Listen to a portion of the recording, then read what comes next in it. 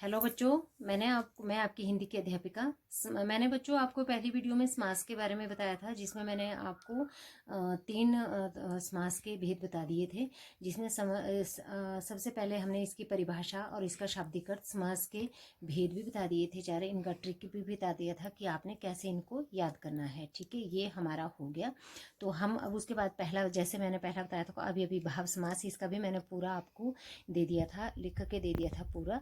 तो आप सभी ने इसे ध्यान से पढ़ लेना है। एक बार फिर से आपने इसे पढ़ लेना है। ठीक, अब है आपका बहुब्रीहि, नंबर 2 पे आया आपका बहुब्रीहि समास। ठीक है, इसका मैंने आपको पूरा इसके उदाहरण और पूरे बता दिया है। मैंने किसे कहते हैं, इसका अर्थ और परिभाषा पूरी बता दी है।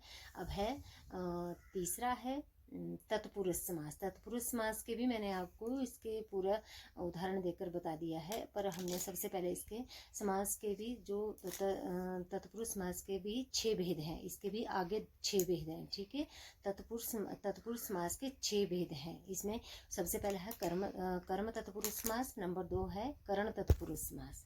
ठीक है, तीसरा है संप्रदान तत्पुरुष समास, चौथा है अपदान तत्पुरुष समास। ठीक है, जिसमें देखो संप्रदान तत्पुरुष समास में के लिए चिन्हों का प्रयोग होता है। चिड़ियाघर, चिड़िया के लिए घर, रसोई घर, रसोई के लिए घर। इसी तरह कई उदाहरण है, यह आपने खुद पढ़ लेने हैं। अब नंबर 4 पे है अपदान तत्पुरुष समास, से चिन्हों का प्रयोग। ठीक है, भयभीत, भय से भीत, धनहीन, धन से हीन, पथभ्रष्ट, पथ से भ्रष्ट, पथ होता बेटा रास्ता, बंधन मुक्त, बंधन से मुक्त, देश निकाला, देश से निकाला। अब नंबर 5 है संबंध तत्पुरुष समास, जिसमें का के की को चिन्हों का प्रयोग होता है। गंगा जल, गंगा का जल, सेनापति, सेना का पति, राजयोग, राजा का योग। इसी तरह और भी हैं। नंबर 6 है अधिकरण तत्पुरुष समास, में पूर्व चिन्हों का प्रयोग होता है। में इसमें प्रयोग होता है। ध्यान मगन, ध्यान में मगन, वनवास, वन में वास, आप बीती, आपने आप पर बीती।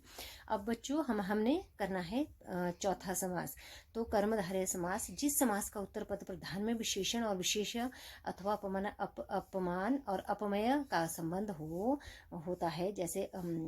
जैसे पीताम्बर, पीला है अंबर, लाल किला, लाल है किला, लाल है जो किला, घनश्याम, घन के समान श्याम।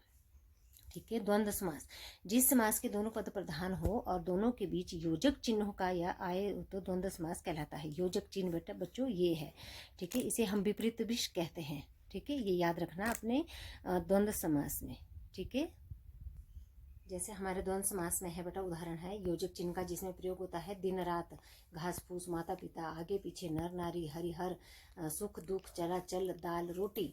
अब है द्विगु समास, जिस समास का पहला पद संख्यावाचक विशेषण हो। संख्यावाचक मतलब जैसे हम संख्या बोलते हैं 1 2 3 4 5 6 7 8, उसी तरीके से, और जिसमें उत्तर पद प्रधान हो तो वह द्विगु समास का। जैसे चौराहा, शताब्दी, सप्ताह, दोपहर, तिराहा, तब सप्त सिंधु, चौमासा, तिमाही, त्रिकोण, त्रिलोक, त्रिफला, सप्तऋषि। तो इसमें सभी में संख्या का